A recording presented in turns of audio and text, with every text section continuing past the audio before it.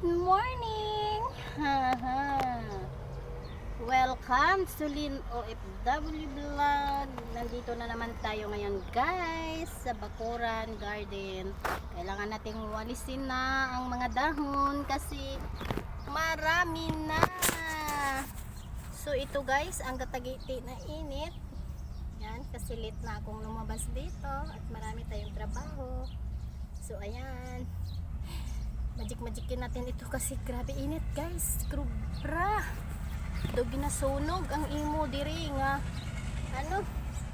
lawas, tapos pagpasok mo sa loob aircon, matuyo na lang ang damit mo sa aircon, ganon.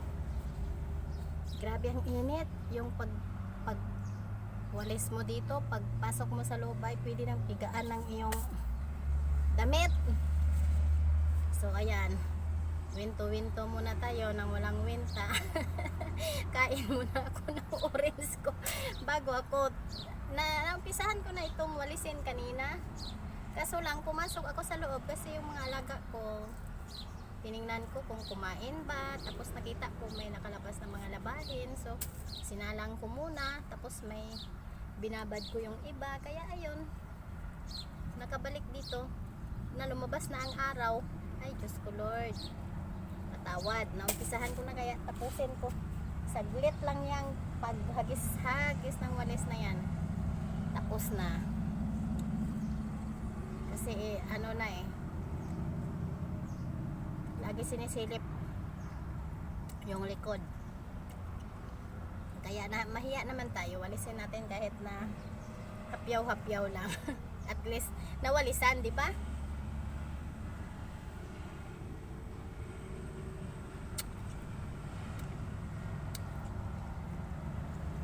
So ayan, akala nyo maganda ang buhay ng abroad ha.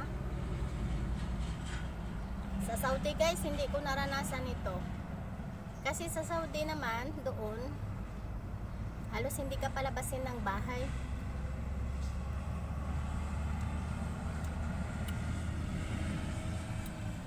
Lalabas ka doon, balot ka na, mukha mo na lang makikita. Kasi yung mga iba ng mga Arabiana doon, mata lang nila nakikita. Pero pag ikaw katulong, nakaabaya ka, pero yung katulad niyan, yung ito lang, buong mukha mo lang makikita. Dito sa Oman, first time ko dito. Okay dito. Yun lang. Talaga. Maswertihan pa rin guys. Maswerte pa din tayo kasi nagkaroon ng amo na may pagkain, nakakatulog ka ng maayos, may sarili kang kwarto, may sarili kang tulugan, nakakain ka ng maayos, ganon. Pero wag na lang natin pag-usapan ang trabaho kasi pilit lang kinakaya talaga. Kailangan mo lang talagang dumiskarte kung paano mo mapagaan ang trabaho, kasi pag sineryoso mo yung trabaho na yan, ay dyan ka matitigok.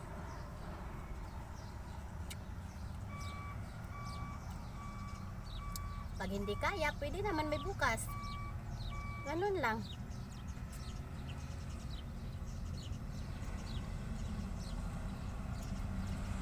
Kasi naranasan ko talaga guys na talagang tinapos ko talaga yung kung ano yung nandyan sa schedule. Talagang tinapos ko talaga. Pagising ko sa umaga, parang hindi ko na maigalaw ang buong katawan ko kasi sa sobrang pagod baga. Sobrang pagod, yun, ganon.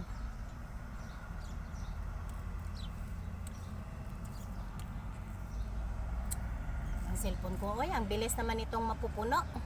Kainis. Hindi ko pa pati makita kung ilang minutes. 4 minutes. Bukaw na ang kalimutaw.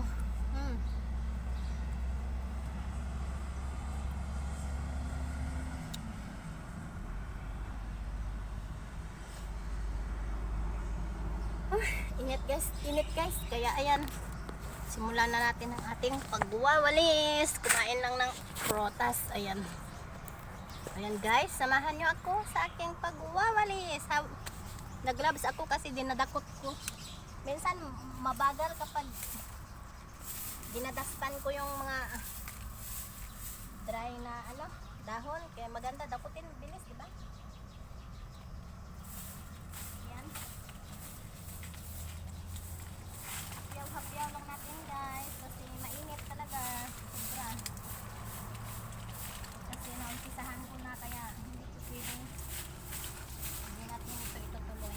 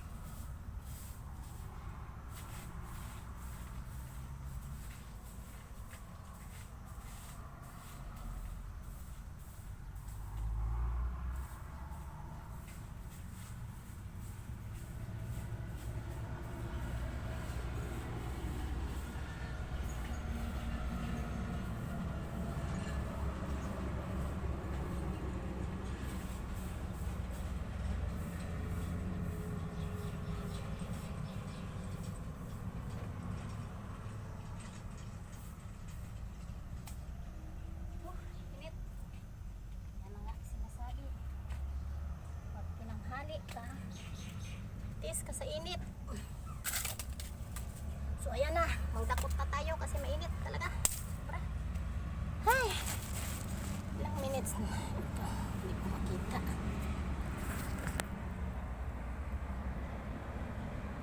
Well, whew, grabe init guys ah. Oh ayan, ayan ah. Kalsada yung doon oh. Ayan, makikita nyo maraming sasakyan na. Ayan, ayan. Dito naman sa kabilang bahay. Ayan ang amin dito, pulo buntukin.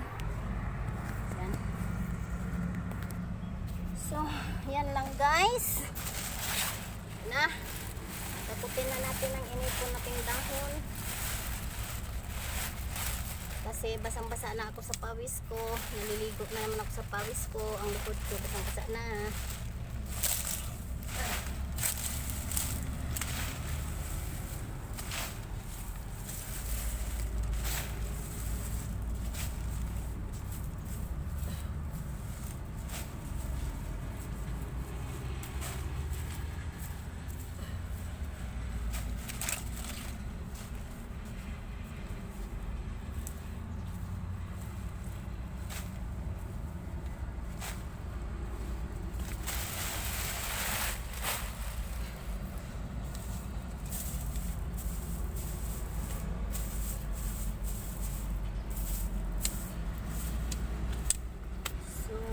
Bye bye guys.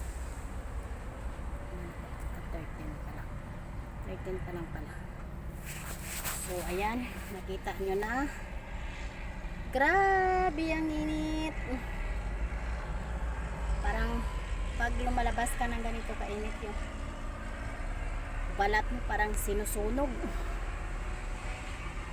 Yan ang sinasabi nila, buhay ka pa parang nasa impyerno ka na. Sa sobrang init, sobrang init.